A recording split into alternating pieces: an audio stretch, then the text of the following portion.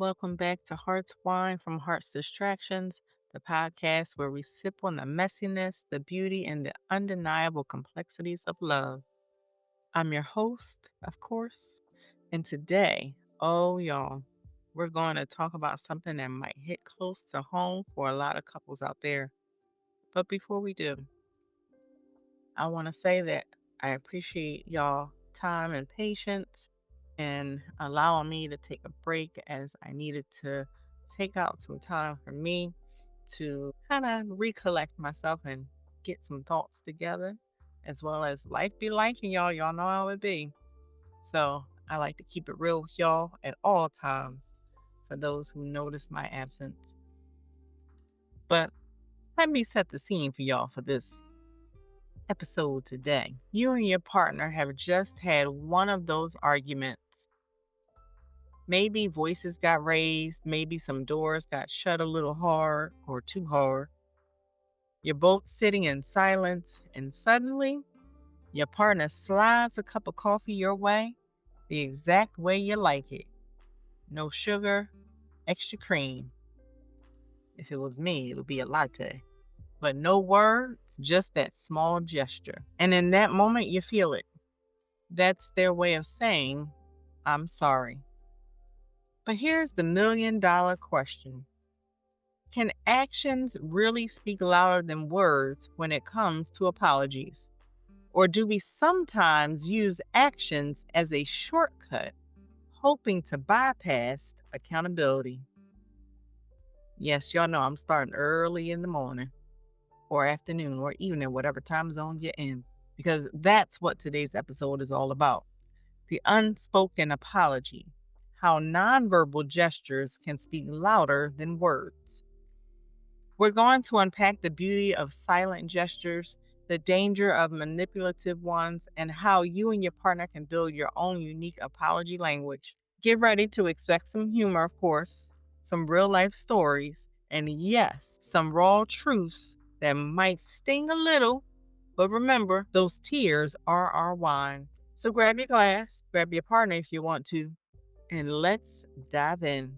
All right, so let's start with the big one, silence. Not the awkward, cold shoulder silence we sometimes give after a fight, but the kind of silence that speaks louder than words.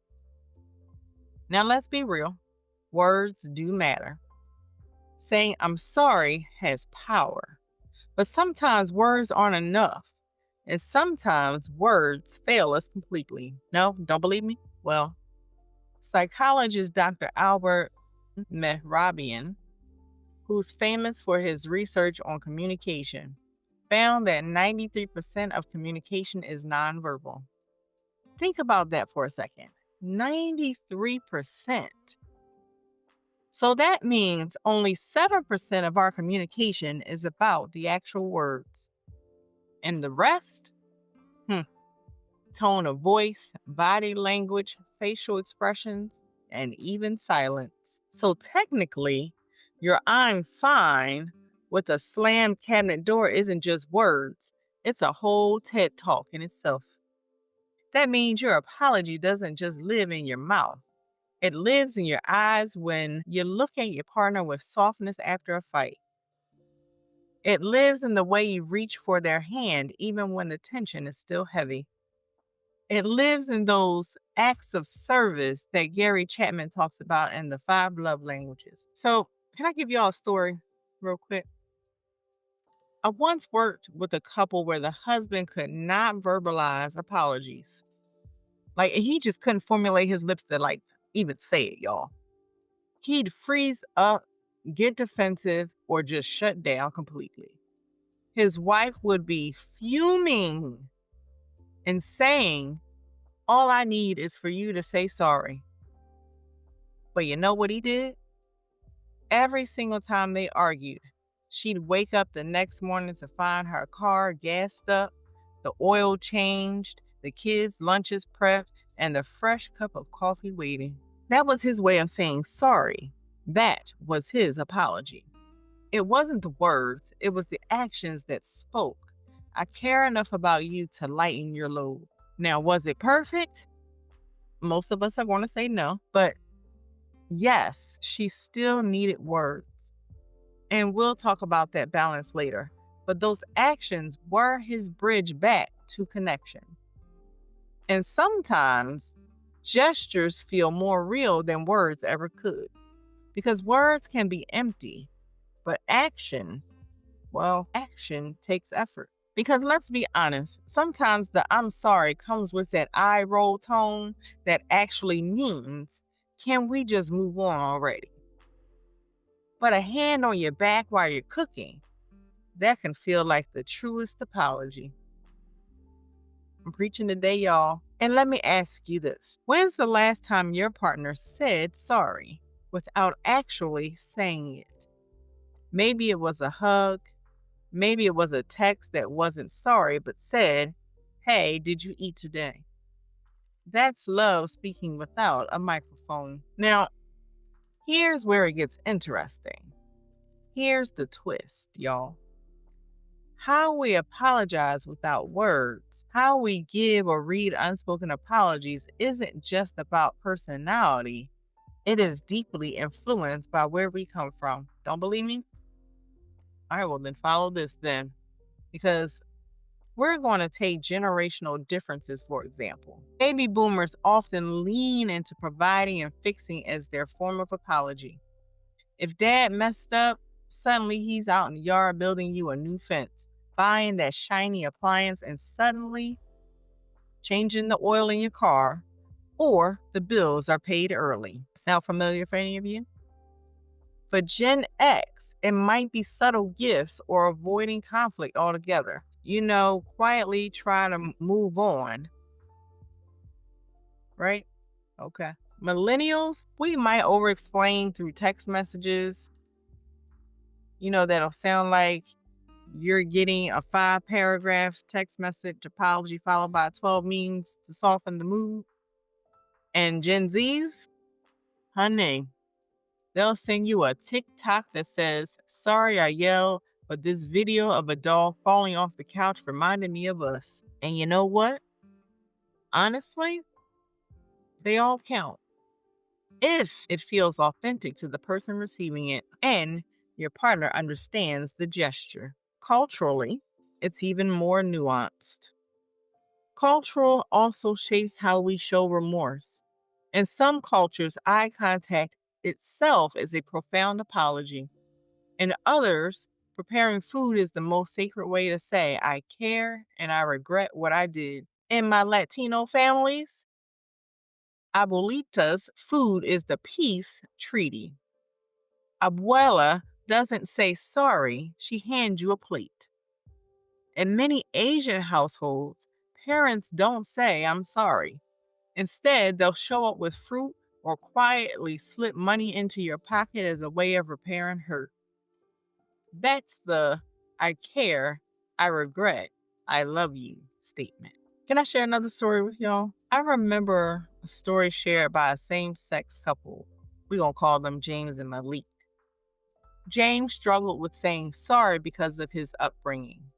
Apologies were seen as weakness in his family. Instead, every time they argued, Malik would wake up to his favorite smoothie in the fridge, prepped by James. Over time, Malik realized this was James' unspoken apology. That smoothie carried more emotional weight than any forced sorry ever could. Now listen, I'm not saying we should all expect smoothies after every fight, but if your partner shows up for you in a way that eases your spirit, that's an apology too. And here's the thing. Sometimes those unspoken cultural or generational gestures carry more love than words ever could, but only if we take the time to notice them. All right, now let's get into the messy part, shall we? Because not every unspoken apology is pure and sincere.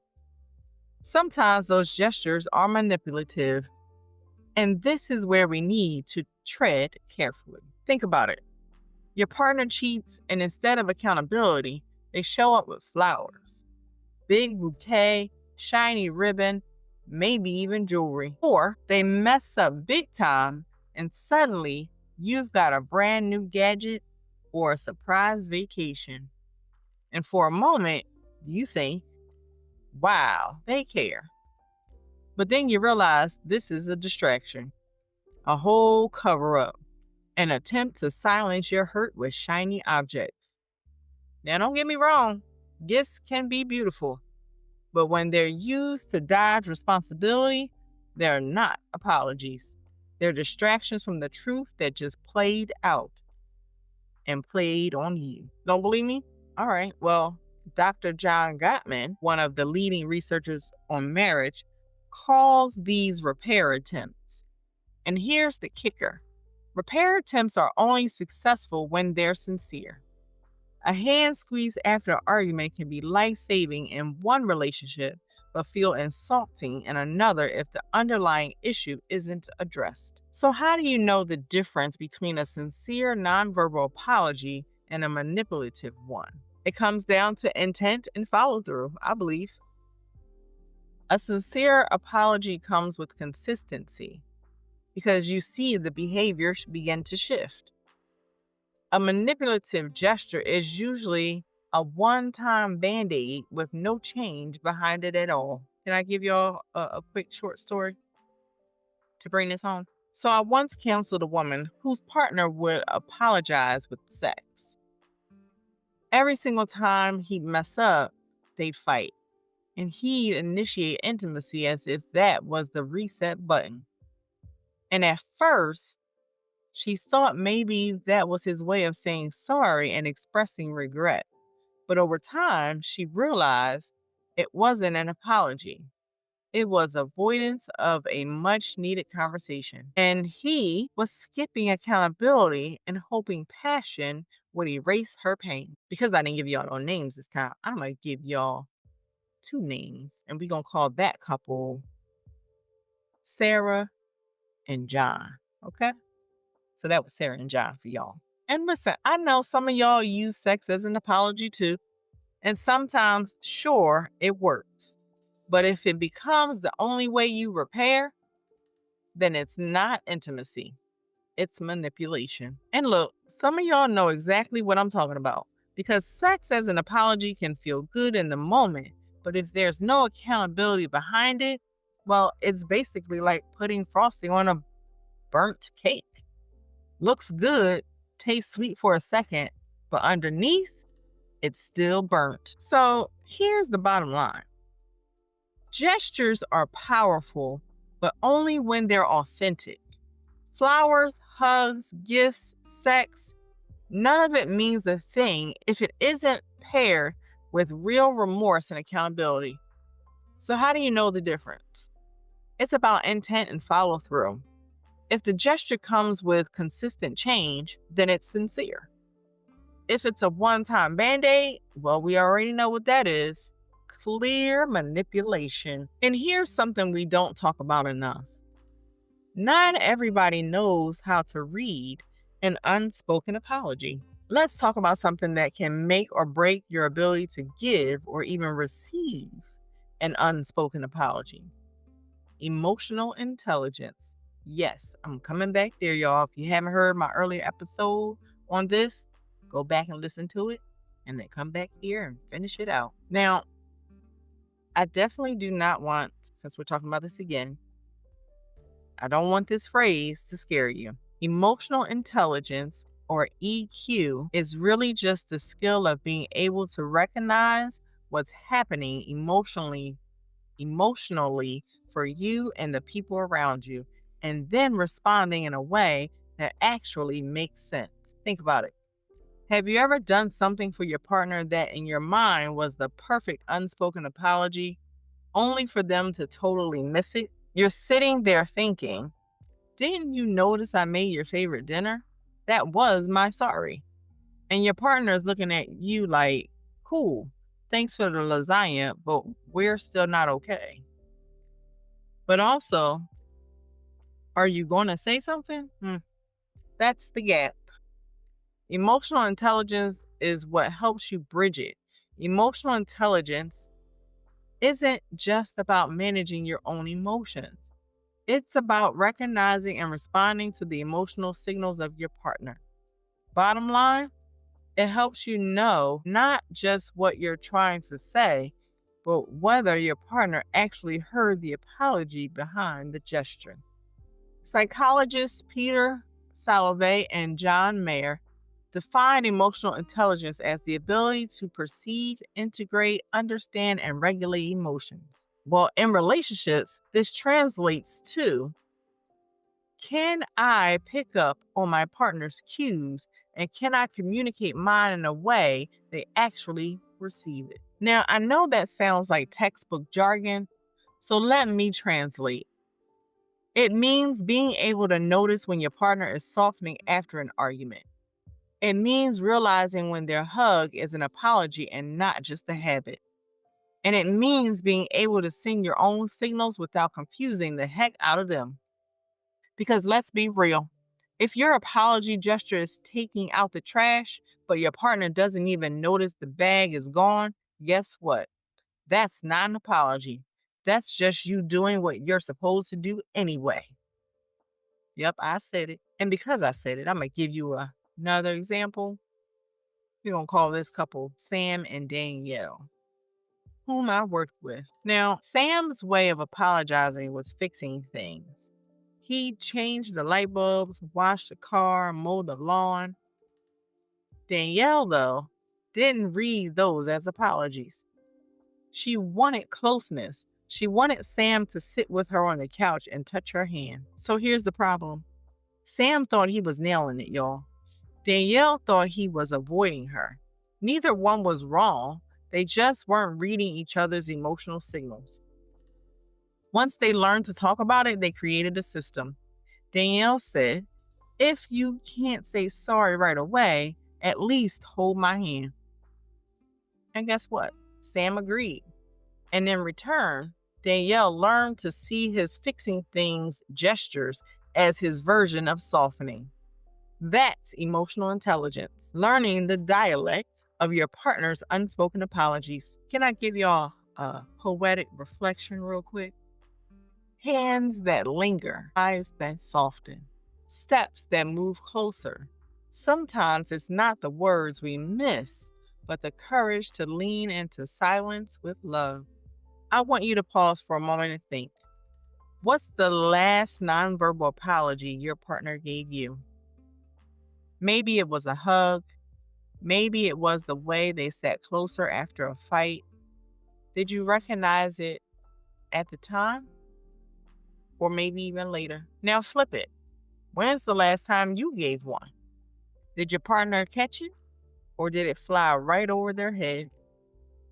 That's the challenge. Being emotionally intelligent enough to notice those silent I'm sorries in the moment. This week, I want you to pay attention.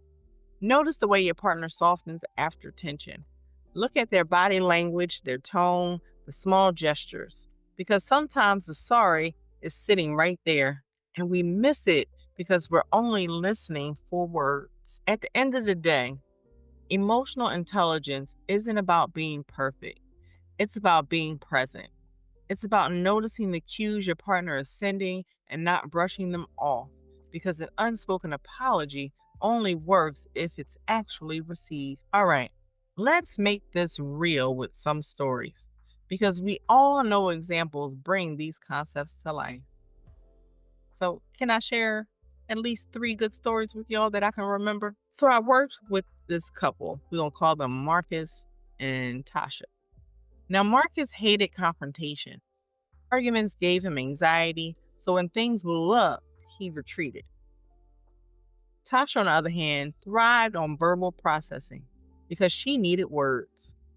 After one particular heated argument, Marcus didn't say sorry. Instead, later that night, he came up behind her, wrapped his arms around her waist, and whispered nothing, just silence. But in that hug, Tasha felt everything: his regret, his longing, his need for her to know he still cared. That hug became their ritual, y'all. All right, my next couple, we're going to call them Alina and Roberto. Now, this couple's been married for about 15 years. Well, Roberto's love language was acts of service. And after fights, Alina would wake up to her coffee just the way she liked it, sitting by her bedside table. She used to think, why can't he just say sorry? But over time, she realized that cup of coffee was his way of humbling himself, of showing up consistently with care. She said, eventually, I stopped waiting for the words and started tasting the apology in every sip. That was powerful, y'all. I'm just saying. And my last couple. And then there's Kayla and Bree, two women who've been together for 6 years. That's what we're going to call them, y'all. They argued often about schedules and miscommunication. Kayla struggled with saying I'm sorry because growing up, apologies were considered weakness in her family. Instead, after fights, she would quietly slip notes into Bree's bag or lunch. Little affirmations like, I love you even when we don't agree, or thanks for loving my stubborn self. Bree said those notes spoke louder than any sorry ever could. These stories remind us that every couple develops their own apology dialect. The gestures may look different, but the heart behind them is the same. Okay, my couples and newly dating couples out there, now it's time to get practical. Because it's one thing to talk about unspoken apologies, but it's another thing to actually create your own little secret language with your partner.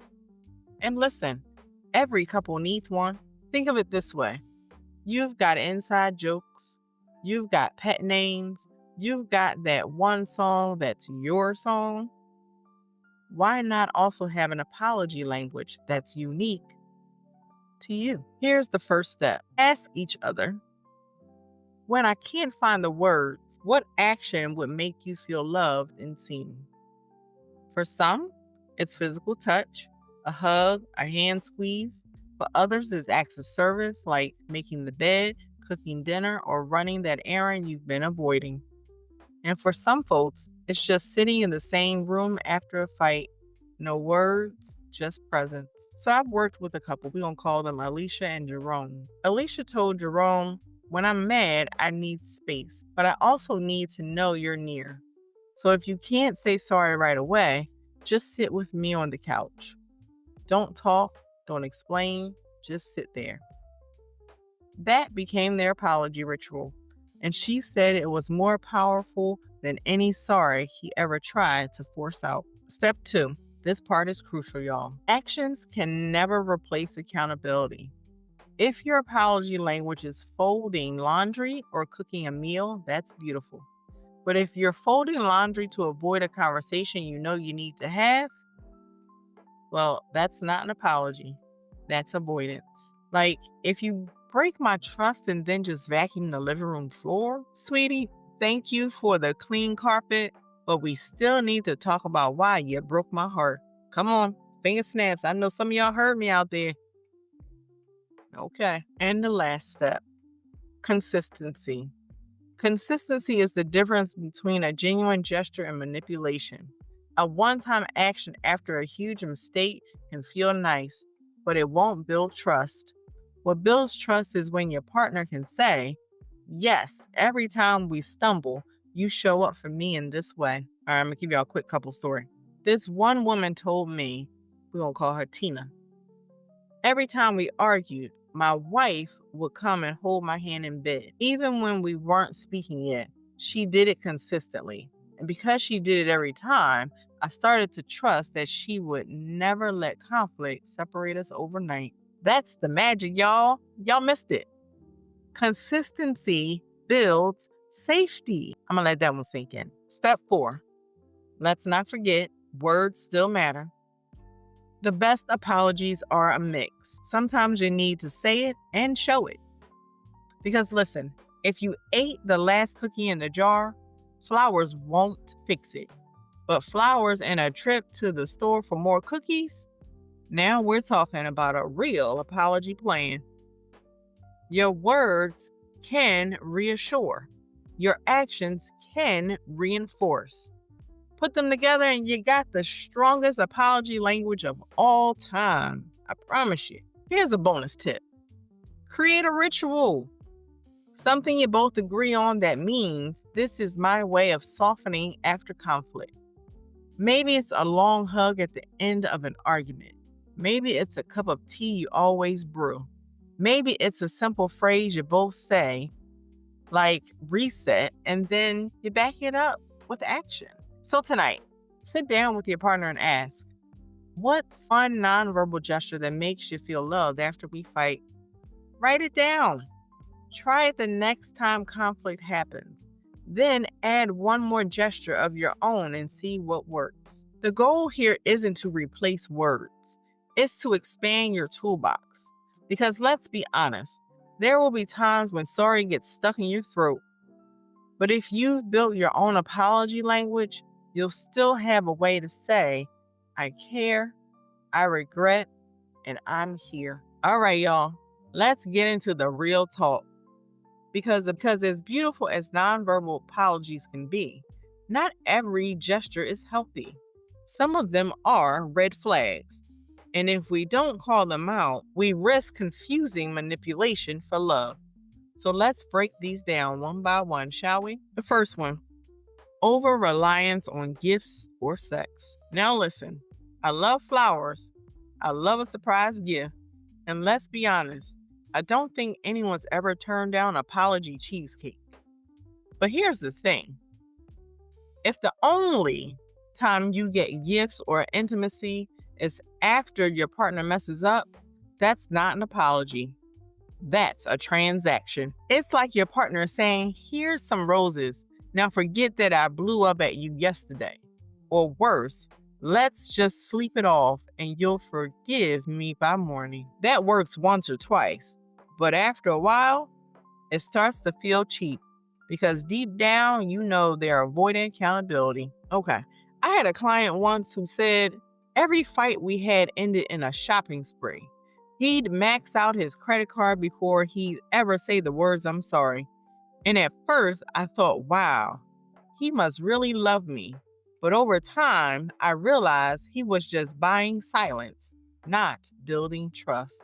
I'm going to let that one sink in for y'all. Number 2, silent treatment disguised as space. This one's a sneaky one, y'all, because we've all heard, I just need space. And sometimes that's real. Taking space can help you calm, think clearly, and come back ready to repair.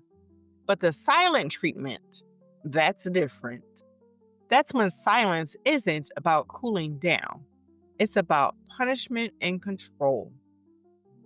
It's when your partner freezes you out, ignores your presence, and uses silence like a weapon. If you've ever been on the receiving end of that, and you know how painful it is, it makes you question your worth, your value, even your sanity.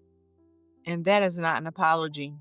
That's manipulation dressed up as maturity. Number 3, fake vulnerability. Yes, let's go there with all the tears, y'all. Tears can be real, powerful, beautiful, but sometimes they're fake. They're used as a way to dodge responsibility and make you feel bad in the process. Like if your partner is ugly crying over forgetting your birthday but still keeps forgetting your birthday every year, that's not vulnerability. That's performance. Real tears come with real change. Fake tears come with the same cycle on repeat, and it's up to you to notice the difference. Number 4, patterns without change, because this is the big one. The red flag of all red flags. Because if your partner keeps messing up, keeps giving you the same unspoken apology, flowers, hugs, sex, gifts, but the behavior never changes, that's not an apology. That's a cycle. That is patterns that will never change. I once worked with a couple, we gonna call them Dan and Lori, where the husband would storm out, disappear for hours, and then come home with food from his wife's favorite restaurant. And at first she thought, okay, this is his way of making peace. But after years of the same routine, she realized he never actually stopped storming out. He just kept feeding the cycle, one takeout bag at a time. At some point, gestures without growth stop being apologies. They become excuses. And here's a spicy one for y'all: sex as an apology. I mean, can we address this one that's always getting people squirming? Why not, right? Now, don't get me wrong. Sometimes physical closeness can absolutely help heal emotional distance. Intimacy can be a bridge. But if sex becomes the only way you and your partner reconcile, if every fight ends with make up sex but never with real accountability, then y'all aren't repairing. You're just covering it up. I'm going to be honest here, as I always am with y'all. Sex as an apology without accountability is like putting sprinkles on spoiled ice cream. Sure, it looks good for a second, but underneath, it's still rotten. So here's what I want you to do. Check in with yourself. Are your partner's unspoken apologies really healing, or are they distractions? Do they bring you closer or just keep you quiet? Because here's the truth. Gestures can be beautiful, but without honesty, without accountability, without change, they're just noise. So yes, take the flowers, eat the cheesecake, enjoy the hugs, but don't confuse them for a full apology if nothing else changes. Okay, couples, this is the part where I stop talking at you and start talking with you. Because what good is a podcast if you don't walk away with something you can actually use in your relationship? So I'm about to give y'all some good practical exercises. The first one, recall and recognize. Think about the last time your partner gave you an unspoken apology. Maybe it was a shoulder rub, a cup of coffee, or the way they sat close after a fight. Write it down, then share it with your partner and say, when you did this, I felt your apology. You'd be surprised how affirming that can be. Exercise 2, silent rituals. Create a ritual for repair. Maybe it's a hug that lasts longer than usual, a hand squeeze, or making tea together that feels like an apology. Rituals build safety and predictability into your relationship. I promise you it does. Exercise 3, repair a note jar. This is one of my favorite, y'all. Keep a jar where you and your partner can drop short apology notes or small gestures when words feel too hard. Later, when the moment has softened, go back and talk it out. And exercise 4, tune into body language. The next time you argue, pay attention to how your partner's body shifts when they're softening. Shoulders relaxing, breathing slowing, eyes softening.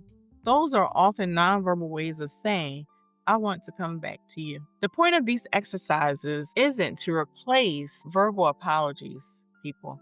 It's to strengthen your ability to connect in the quiet moments when words are stuck in your throat. All right, this is the part where I slow it down and really pour into you.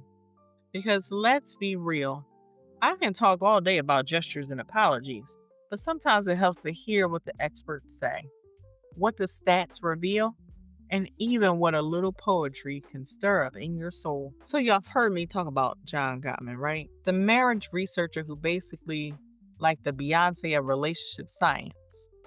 Well, he found that 86% of couples who successfully repair conflict use small gestures like humor, touch, or smile as repair attempts. It's not always about the big apology speech. It's about the small ways we signal, I don't want this fight to break us up or to break us. Think about that. The eye contact across the room after a fight, the half smile when tension is high, the hand that reaches under the dinner table and squeezes yours like, hey, we're still in this together. That's powerful.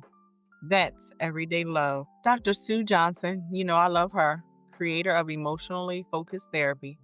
She says in Hold Me Tight, our need for connection defines us from the cradle to the grave. Translation: when words break down, it's the way we reach for each other that holds us together. A hug, a soft tone, sitting close when you could have walked away. That's attachment repair in action. She also reminds us love is not a feeling, it's a set of actions. In other words, what you do for your partner matters as much as what you say. And here's another stat for you.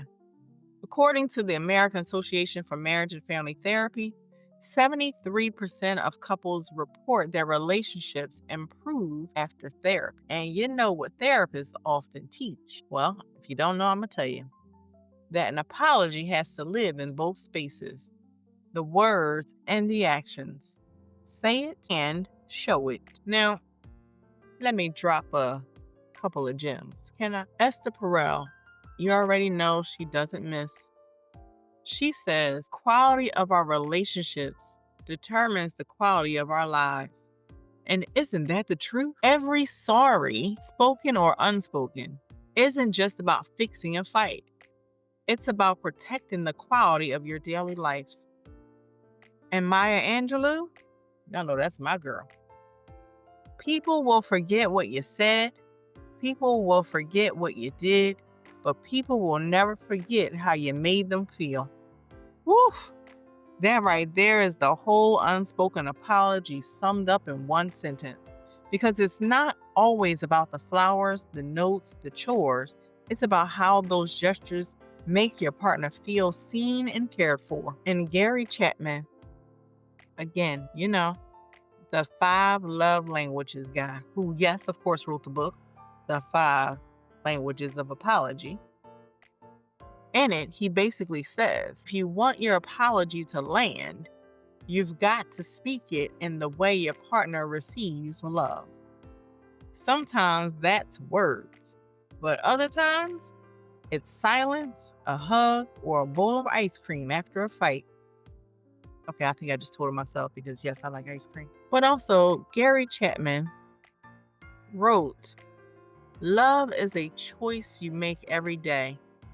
And in the context of apologies, it's also a choice to show your regret and care in the language your partner best understands. I'm going to let that one sink in. And while I do, and y'all know me, I can't leave this episode without dropping a little poetry because sometimes a poem cuts deeper than a study. So can I give y'all 3 good short ones? The first poem, we're going to call it The Apology in Silence. No words were spoken, yet I knew. The way you reached, the way you drew. Closer still, through pride stood tall. That touch, oh my gosh, it said it all. Finger snaps, y'all. All right. Poem number 2. We're going to call this one Coffee as Confession. Y'all know I like my Starbucks. A steaming cup left by my side. No words to break the stubborn pride. But sip by sip, I came to see. This was your way of loving me. Yes, finger snaps, y'all. And the last poem I'm going to give y'all, we're going to call it Hands. And not the aggressive ones, y'all. We're not talking about that kind of hands, okay? Just be clear. Hands that fold the laundry neat. Hands that wash the floor, the sheet. Hands that linger. Hands that mend. Silent sorrow, love to send. I'm going to let that one sink in for y'all. So here's my question to you, though. For those who are listening right now.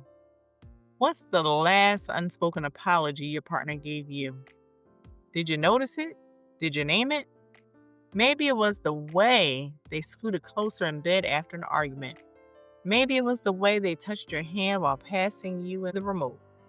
Maybe it was the way they showed up with tacos. Because let's be real, tacos heal a lot. And maybe you're the one giving those gestures, hoping they land. And here's the bottom line. Your partner may not remember the exact words you shouted in anger, but they will remember the way you held them afterward. They'll remember the gesture that softened the blow.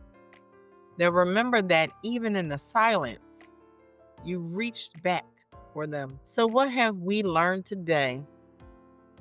We've learned that apologies don't always need words to carry weight.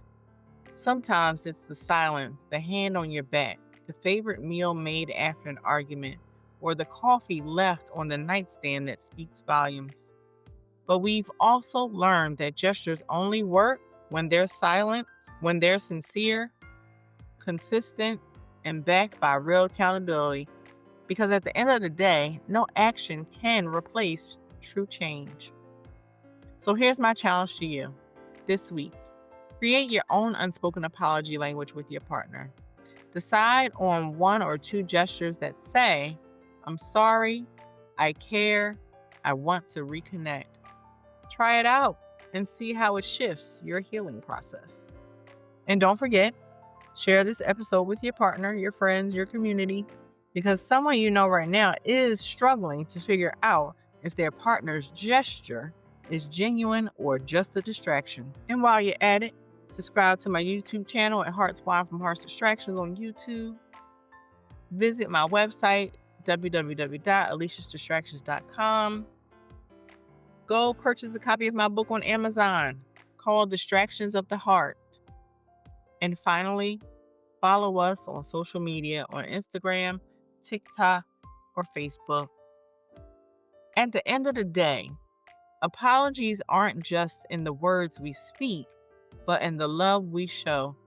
So let your actions echo louder than silence, and your silence carry the weight of care. Until next time, raise those glasses and say what? Cheers.